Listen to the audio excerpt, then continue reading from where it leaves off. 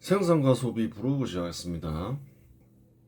1970년대 후반 선거 결과를 보니까 그래요. 많은 국민들이 민주 정치를 열망하게 되었음을 알 수 있어요. 그에는 몇 가지 중요한 이유가 있다 했죠. 세대 교체가 중요한 이유죠. 그래요. 식민지를 겪은 세대는 근대 국가 수립을 가장 중시를 하죠. 그래요. 근데 식민지를 겪지 않은 국민들은 또 민주 정치에 대한 열망도 강한 거예요. 그러면서 그래요. 세월이 흐르면서 식민지를 겪은 이들은 사라지죠. 사망하니까. 그러면서 세대 교체가 이루어지면서 대등한 수준까지 올라온 거예요. 또 다른 이유도 있죠. 그 조상과 그 조상이 그런 생각을 가진 것, 그리고 그 원인, 어떤 일을 겪었는지 한국은 안 가르치죠. 안 가르치기 때문에 또 근대 국가 수립에 대한 열망이 감소하는 부분도 굉장히 큰 거예요. 그랬고 북한에 도발이 있었다고 그랬죠. 베트남전이 있을 때 집중적으로 일어났죠. 그는 일종의 공산주의 세력의 양동작전이었다. 그래요. 미국이 베트남에 집중하지 못하게 하기 위해서 그러한 일을 벌였다. 이렇게 보면 되는 거죠. 그런데 이제 분위기가 바뀌죠. 한편 미국은 1973년 3월 파리 평화협정에 따라 베트남에서 군대를 철수했다. 마오쩌둥은 1971년 외교 노선을 바꾼다. 1971년 10월 유엔 총회 결의가 있었는데 중화인민공화국이 유엔에서 중국을 대표하는 유일한 합법정부로 인정받도록 하는 내용이었다. 이에 중국은 유엔에 가입했고 대만은 유엔에서 탈퇴했다.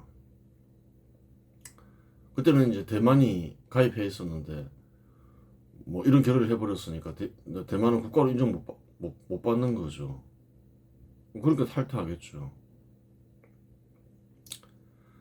1972년 미국 대통령 닉슨이 중국을 방문하며 미국과 중국의 국교가 정상화되기 시작했다. 그래요. 전쟁을 끝내야 되겠다 생각한 거죠. 미국과 중국 사이에 활발한 외교가 일어났다. 근대화 세력과 공산주의 세력이 공존하는 분위기로 간다고 생각한 박정희는 그렇죠. 그렇게 판단하겠죠. 이렇게 화해 무드로 가니까. 중앙정보부장 이우락을 극비리에 평양에 파견했다. 김일성 주석과 김명주 노동당 조직지도부장을 만나 남북대화의 틀을 마련했다. 자주적 통일을 하되 평화적으로 통일하며 민족적 단계를 도모해야 한다는 원칙을 서로 합의했다. 서로 정했다. 합의했다. 이렇게 보면 되는 거죠. 남북 적시자 회담이 개최되었고 서울과 평양 간 상설통신망이 구축되었다. 또한 통일 문제를 논의할 기구인 남북조절위원회가 설립되었다. 그런 일이 있었다는 거예요. 실상 통일 원칙을 합의한 것은 잘못되었고 인도적 차원과 평화적 차원에서 남북 적십자 회담이 개최되었고 서울과 평양 간 상설통신망을 구축한 일은 잘한 일이었다. 그렇죠. 왜 그런가요? 한번 보겠습니다. 한국에는 미군이 주도를 하고 있고 국방을 튼튼히 하기 위해서는 한국의 우호적인 근대 국가들과 연합전선을 구축해야 한다. 북한은 그러한 일을 막고자 자주통일을 강조한 것으로 보인다. 그러니까 북한이 강조해서 합의했다는 거예요. 북한이 자주통일을 하자. 민족 단계를 도모해야 된다. 무엇을 하기 위해서 그런가요? 우리 민족끼리 하자. 자주적 통일을 해야 되는 게 아니냐. 그럼 미군 철수하라는 말인 거죠.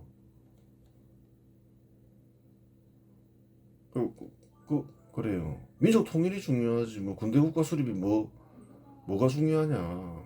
통일을 위해서라면 공산주의 국가를 만들자. 뭐 그런 얘기를 하고 싶었던 거예요.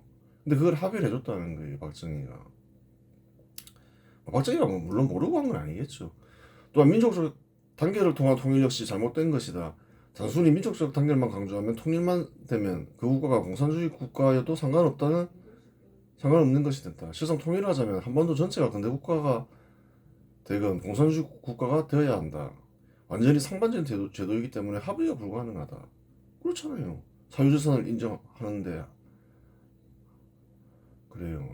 공산주의에서는 인정하지 않잖아요. 완전 정반대잖아요. 민간기업을 인정하는데 민간기업을 인정하지 않는다는 거예요. 그래서 전쟁까지 했던 거예요. 그러한 이유로 1945년 남북이 분단되고 1950년 6.25 전쟁이 발발한 것이다.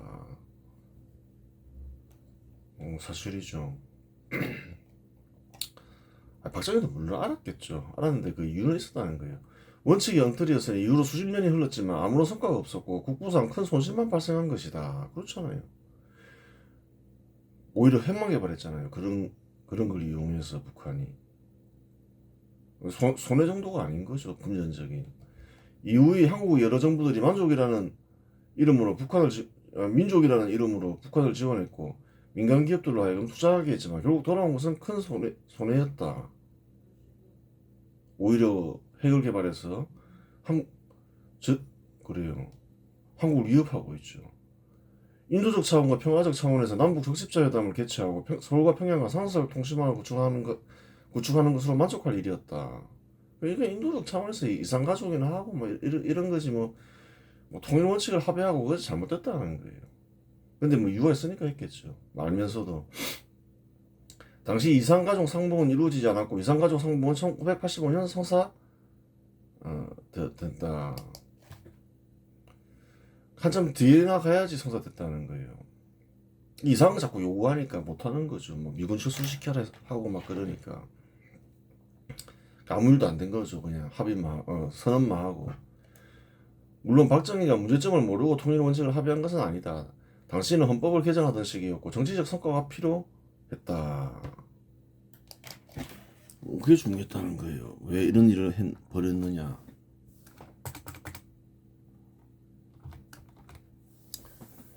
그러한 이유로 문제점을 알고도 합의했던 것이다. 그러한 이유로 대통령을 선출하는 기구의 명칭도 통일주체국민회의였던 것이다. 장기 집권하는 게 목적이었다 하더라도 그걸 다 국민들도 다 알기는 했지만 통일을 위해서라도 해야 된다. 그러면 또 그래요. 뭔가 좀 호소력이 있잖아요. 실사 공동성명 이후 아무런 성과가 없었다. 없었죠. 북한은 사주와 민족 단계를 주장하며 미군 철수를 무리하게 요구했고 박정희는 개헌에 성공했기 때문에 북한의 무리한 요구를 들어줄 이유가 없었다. 들어줄 이유가 없는 거죠. 이제 성명 발표하고 개헌까지 다 했으니까. 그러니까 알면서도 한 거죠. 일단은 정치적 성과를 그래요. 내야 되기 때문에 했던 거예요. 1950년 6.25 전쟁을 거쳤지만 공산주의 세력이 한국에서 완전히 맞살된 것은 아니었다. 공산주의 세력이 어떤 일을 했는지를 좀 봐야 되겠죠. 이게 그래요.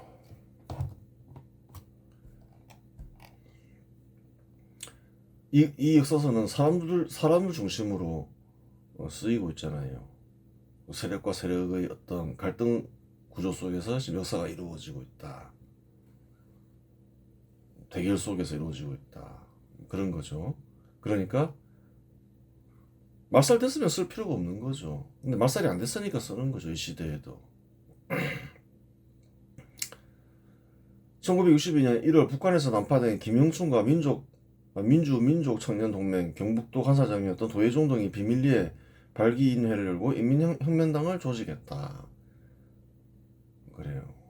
간첩 중심으로 조직이 구성되고 있더라. 한국 내에서 세력 확장을 포기하지 않았다는 거죠. 거의 괴멸됐죠. 6.25 전쟁을 거치면서 재건하기 위해서 노력하고 있었다는 거예요. 1964년 발각되어 중앙정보부에 발각되었다. 발각되었죠. 도혜종과 양춘회에게 실형이 선고되었다. 한 3년 살았죠. 북한은 간첩을 파견하여 간첩을 중심으로 공산주의 세력을 지원하며 확산하려는 시도를 했다. 그렇게 하겠죠. 통일을 염두에 두고 있으면 이와 같은 현상은 현 시대에서도 발견된다. 2017년에서 2022년 민주노총 간부들은 북한 공작원과 접촉하며 그런 일이 있었죠. 공산주의 세력 확산을 시도하다 발각되어 여러 명이 실형 선고받았다. 사실이죠.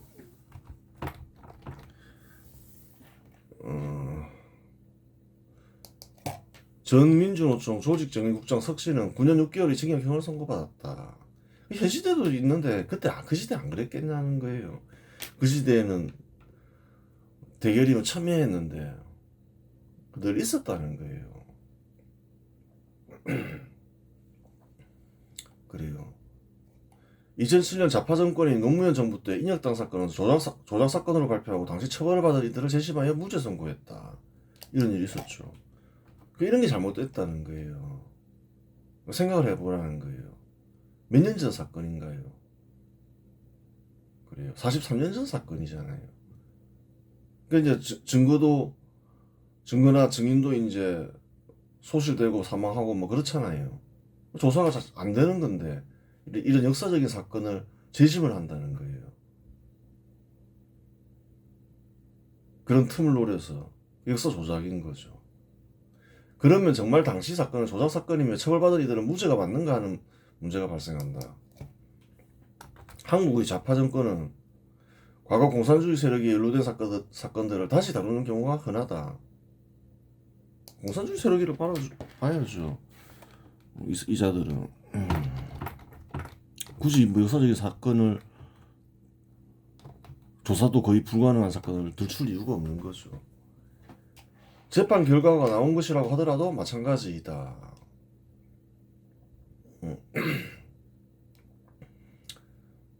그렇죠. 수십 년이 지난 사건의 경우 증거는 소실되고 증인 역시 사망하고 없다. 사실상은 정상적인 재판이 불가능한 거예요. 근데 뒤집고 있잖아요. 이러한 결함을 노리고 역사 조작을 하려 하는데 사법부가 그에 호응하여 역사적인 사건을 다루었다. 사법부에도 공산주의 세력 인사들이 많겠죠. 그래서 보면 이런 일들이 벌어진다는 거예요. 재판이 불가능한 거면 이거는 역사적 사건입니다. 재판이 불가능합니다 하고 끝을 내야 되는데 그러지 않잖아요.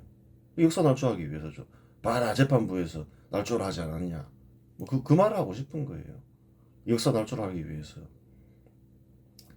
당시 사법부의 판사가 현 시대의 사법부의 판사보다 무능하거나 권력의 하수인이었다는 증거도 없다. 아니 증인도 이제 거의 뭐 확인할 수 없는 거고 소실되고 뭐 그래서 죽고 그래서 그 당시 사법부는 뭐냐는 거예요. 사법부가 사법부에 침뱉는 거죠. 사실은 그 당시 판사가 현 시대 판사보다 무능하다거나 권력의 하수인이었다는 증거가 있냐는 거예요. 그죠? 그 잘못됐다는 거예요. 기본적으로 증거와 증인이 충분했던 과거 재판을 더 신뢰할 수 있다. 이 사건은 1차 인민혁명당 사건으로 불린다. 그러면 두 재판 중 어느 게 더 신뢰를 할 수 있나요? 아니 충분한 증거와 증인이 있었던 시대에 재판했던 것을 그래요. 더 신뢰할 수 있다는 거예요. 물론 어떤 재판이건 간에 그 잘못된 재판이 있을 수 있죠. 뭐 100% 가능성은 없잖아요. 다 잘 됐다. 0.1%라도 재판이 잘못될 수 있으면 이 사건 역시 잘못되었을 수 있는 거죠. 하지만 뭐 증거도 불충분하고 증인도 이제 뭐 다 죽고 그러면 그냥 어떤 정치적 목적으로 재판을 했죠. 뭐 비교하면 어떤가요? 재판을 한다는 것 자체가 정치적 목적이 있다는 거예요. 재판을 왜 해요? 40몇 년 사건을. 그래요. 그러면 이제 둘 중에 무엇을 신뢰할 것인가 이제 그걸 따져야 되는 거죠. 그럼 당연히 증인도 살아 있었고 증거도 소실되지 않은 과거의 재판이 더 신뢰할 수 있는 거죠. 그렇게 되는 거예요. 1968년 8월 중앙정보부는 통일혁명당 사건을 발표하며 육군사관학교 경제학과 교관이던 신용복을 비롯한 인사들을 구속했다. 그런 사건이 있었죠. 중앙정보부 발표에 따르면 통일혁명당은 북한 노동당의 지령과 자금을 받고 결성된 지하공산혁명 조직으로 핵심 지도부는 월북하여 조선노동당에 입당했고 남한의 지하당을 구축하여 국가 전복과 적과 통일을 꾀했다. 신용복을 포함한 통일혁명당 관련자들은 군법회의에 회부되었으며 주범으로 지목된 김종태, 이문규 등은 사형을 선고받았다. 신용복은 1심과 2심에서 사형, 대법원에서 무기징역을 선고받고 20년간 복역했다. 아 그렇죠. 북한은 통역당 사건의 주범 김종태에게 용칭으로 수여하고 학교 이름에 그의 이름을 붙이는 등 적극적인 지원과 연계를 확인시켜 주었다. 이거는 뭐 북한에서 확인시켜 준 거니까. 또 이 사람도 그렇잖아요. 그 공산주의 이제 인사 같은 경우는 보통 전향을 하면 중간에 풀어준다는 거예요. 20년간 복역했다는 거는 20년 지난 뒤에 이제 뭐 전향했을 수도 있겠죠. 가짜로라도. 그래서 이거는 그래요. 뭐라 말하기도 그런 거죠. 날조한 사건이다 이렇게 말하기도 어려운 거죠. 이 사건만 보더라도 비밀리에 그래요. 신용복을 비밀리에 그 확장시키고 있었으면 확인할 수 있잖아요. 공산주의 세력 인사들이 1974년 1월에서 3월에 모여 전국 민주 청년 학생의 총연맹을 조직하고 유신 반대 시위, 장기 집권을 반대하는 시위를 벌였고 정부는 이를 북한의 사주에 의한 국가 전복 기도로 규정하였다. 만약 유신 반대만 하였다면 민주주의에 대한 열망 때문에 시위했다고 생각했을 것이다. 하지만 구호 중에는 양키 고홈, 미군 철수, 노동압박 철폐, 노동운동의 자유보장이 있었다. 74년에 이제 유신 반대, 독재 반대 이런 걸 얘기했겠죠. 근데 보니까 이상한 구호가 있더라. 양키 고홈, 미군 철수 이런 건 누가 주장하는 건가요? 북한 공산당이 주장하는 거잖아요. 정상적인 한국인들은 이런 주장 안 하잖아요. 물론 노동자들을 통한 계급 해방이라는 구호가 있으면 단번에 공산주의 세력임을 눈치챘겠지만 그러한 구호는 없었다. 노동압박 철폐, 노동운동의 자유보장이 계급 해방을 대신하였다.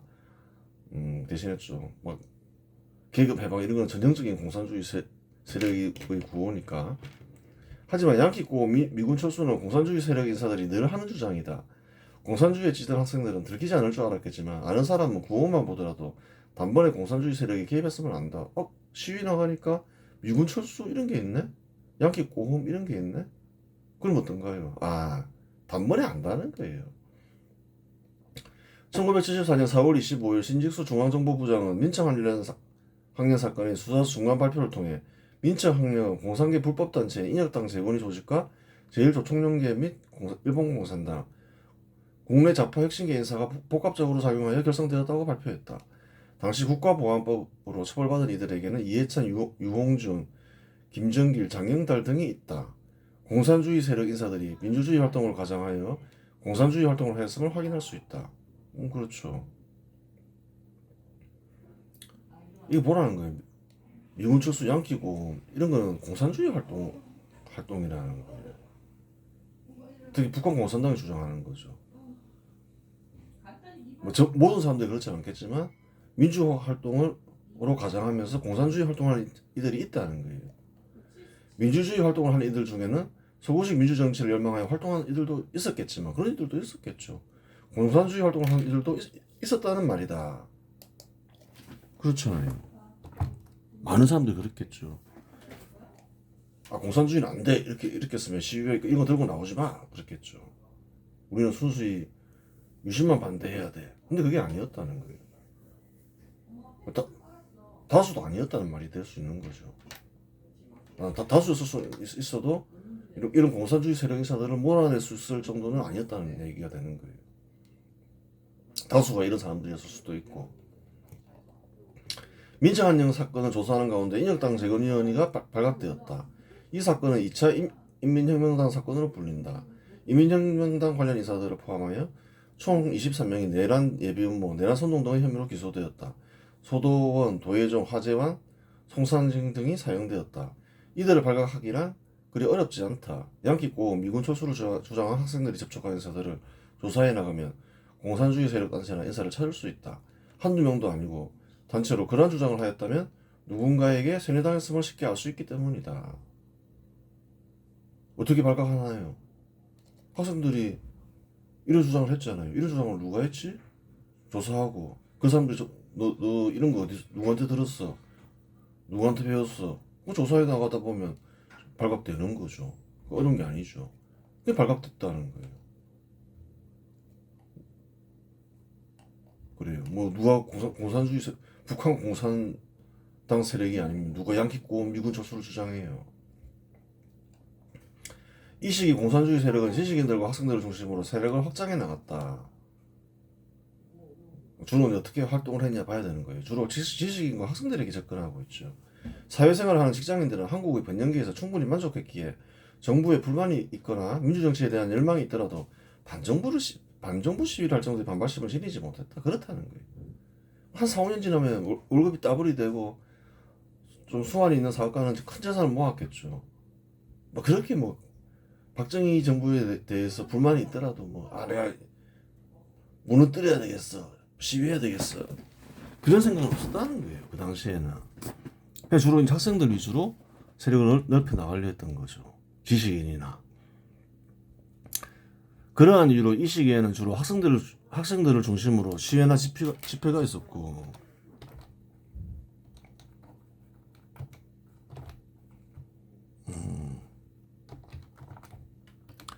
전혀 없는 것은 아니지만 도시 시민들이나 근로자와 같은 직장인들이 대규모 집회 시위에 참여하는 이런 드물었고 반정부 시위가 아니었다. 그렇죠. 그 당시에는 도시 시민들이나 근로자들이 상당히 만족했다는 거예요. 모든 도시 시민과 근로자가 만족한 건 아니죠. 국민도 그 당시 완전히 사라진 건 아니고 다 있는데, 현상을 분석할 때 조심해야 될 게 있는 거예요. 이 글을 쓴 사람이가 모르는 게 아니라는 거예요. 알아도 너무 자질구레한 것처럼까지 다 쓰면 너무 방대해져서 안 쓰는 거지. 예를 들어서 가난한 국가에서는 어떤가요? 농업 중심의 국가에서는 어린애들 교육을 안 시킨다는 거예요. 문병률이 한 7, 80% 되죠. 한 10살 되면 일시키로 내보낸다는 거예요. 누구나 다. 부모들이. 농민도 한 10살, 자녀가 한 10살만 되면 그냥 일 시킨다는 거예요. 그러면 그 과도기에 공장이 있으면 그게 누가 있을까요? 부모가 일 시키러 보내는 애들이 있다는 거예요. 전체적인 현상인데 그게 봐라 공장에서 일 시키지 않느냐, 사학하지 않느냐, 대단히 잘못됐다는 거예요. 국가가 가난하고 개개인이 가난할 때는 전체적으로 농민이건 근로자이건 애들을 일 시킨다는 거예요. 부분적인 현상을 전체적인 현상으로 설명하면 안 된다. 그런 문제가 있는 거예요. 또 특정 시점의 문제를 전체 역사처럼 얘기해서는 안 된다는 거예요. 특정 시점에 보면 열악하죠. 특히 현 시대랑 비교하면 어떤가요? 굉장히 열악하죠. 그 당시에 에어컨이 있었나요? 아무것도 없잖아요. 난방도 잘 안 되고. 그럼 누구나 다 그렇게 일했다는 거예요. 사장도 에어컨 없이 일하고. 현 시대와 비교해서는 안 된다는 거예요. 그 시대 근로자들이 현 시대에서 어느 당을 주로 지지할까요? 어떤 세력일까요? 박정희 정부를 지지한다는 거예요. 근로자 생활이 괜찮다는 거예요. 그 시점에서 특정 사건을 보면 또 아니죠. 예를 들어서 전태일 분신 사건이 있잖아요. 1970년에. 그것만 보고 잘못된 거다. 또 그것도 잘못됐다는 거예요. 그럼 왜 그 당시 대부분의 근로자들이 박정희를 현 시대에 와서 훌륭한 사람이다 이렇게 얘기하겠냐는 거예요. 현 시대와 비교하면 그 시점이 되게 열악하죠. 근데 4, 5년이 지나 보니까 월급이 따블이 돼 있고 환경도 점점 개선되고 그러니까 지지자가 된다는 거예요. 특정 시점의 사건을 가지고 역사를 판단하려 하지 마라. 전체적인 현상을 부분적인 현상으로 얘기하지 마라. 그걸 알아야 되는 거예요. 잘못된 역사인식인 거예요. 이번 시간에서 마치겠습니다.